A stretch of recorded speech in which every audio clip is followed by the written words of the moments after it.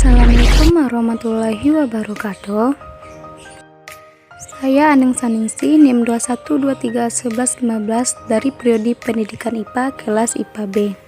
Saya akan menjelaskan materi fluida dinamis dengan dosen pengampu Rani Oktavia, SPD, MPD.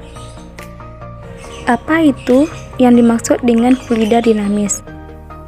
Fluida dinamis yaitu suatu fluida yang bisa berupa zat cair, gas, atau juga yang bisa bergerak. Untuk memudahkan dalam mempelajari fluida di sini dianggap steady atau mempunyai kecepatan yang konstan terhadap waktu, tak termampatkan atau tidak mengalami perubahan volume, tidak kental, tidak turbulen, atau tidak mengalami putaran-putaran.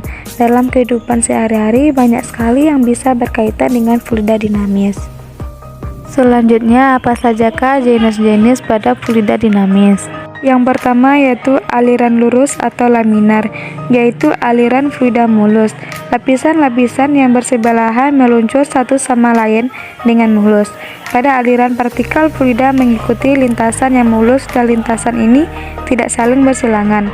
Aliran laminar dijumpai pada air yang dialirkan melalui pipa atau selang. Yang kedua yaitu aliran turbulen, yaitu aliran yang ditandai dengan adanya lingkaran-lingkaran tak menentu dan menyerupai pusaran. Aliran turbulen sering dijumpai di sungai-sungai dan selokan.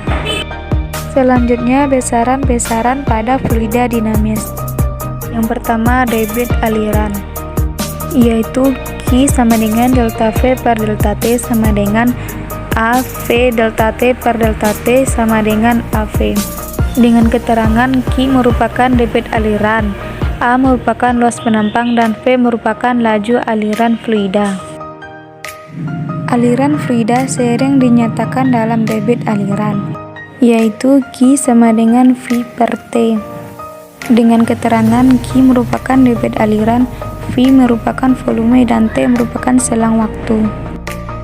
Besaran kontinuitas yaitu persamaan yang menghubungkan kecepatan fluida dalam dari suatu tempat ke tempat lain. Air yang mengalir di dalam pipa, air dianggap mempunyai debit yang sama di sembarangan titik. Pada gambar tersebut bahwa banyaknya fluida yang mengalir di A1 sama dengan banyaknya fluida yang mengalir di A2 karena mengikuti kekekalan massa, yaitu massa di A1 sama dengan massa di A2, sehingga R dikali A1 V1 delta T sama dengan R kali A2 V2 delta T, sehingga A1 V1 sama dengan A2 V2. Pada persamaan kontinuitas, bagaimana dengan pipa yang memiliki penampang berbeda dan terletak pada ketinggian yang berbeda? Maka perhatikan pada tabung aliran A sampai C di bawah ini. A1 adalah penampang lintas tabung alir di A. A2 sama dengan penampang lintasan di C.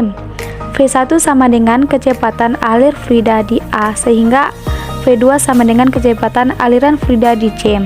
Sehingga air yang mengalir di dalam pipa, air dianggap mempunyai debit yang sama di seberang titik, atau jika ditinjau dua tempat, maka debit aliran 1 sama dengan debit aliran 2. Selanjutnya, hukum Bernoulli. Hukum Bernoulli adalah hukum yang berlandasan pada hukum kekalan energi yang dialami oleh aliran fluida, yang mana dapat dijumpai rumus yaitu P1 ditambah setengah rho V1 pangkat 2 ditambah rho GH1 sama dengan P2 ditambah setengah rho V2 pangkat 2 ditambah rho GH2. Dengan keterangan P sama dengan tekanan air, V kecepatan air, dan G merupakan percepatan gravitasi, dan H ketinggian air. Selanjutnya, penerapan hukum Bernoulli, yaitu penyemprotan parfum dan obat nyamuk. Prinsip kerja yang dilakukan dengan menghasilkan laju yang lebih besar pula pada ujung atas selama botol, sehingga membuat tekanan di atas lebih kecil daripada tekanan di bawah. Akibatnya cairan dalam wadah tersebut terdesak ke atas selang dan lama-kelamaan akan menyembur keluar.